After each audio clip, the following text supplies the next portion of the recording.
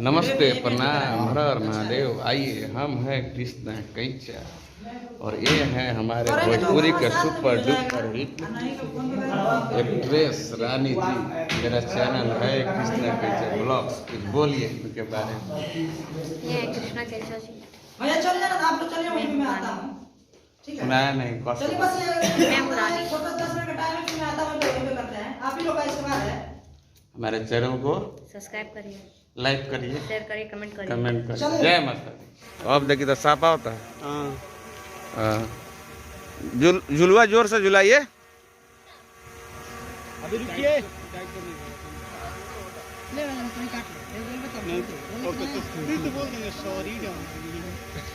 Sorry नहीं।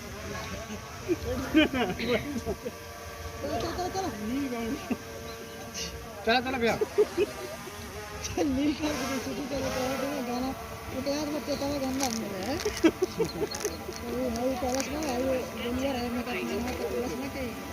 Sorry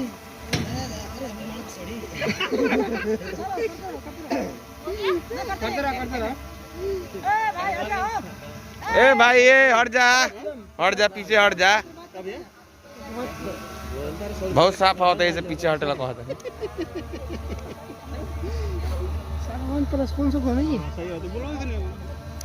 2+ है। अच्छा, रोडों में ड्रोन चलता है। हाँ जी, जूम करी का हिलता हो, हिलेला। जूम पर तो फाटे लगता है। कैमरामैन किधर गया भाई? तुम्हारा भी फोटो ले। ओ तेरी, मेरे को एक बार मिलेगा साले।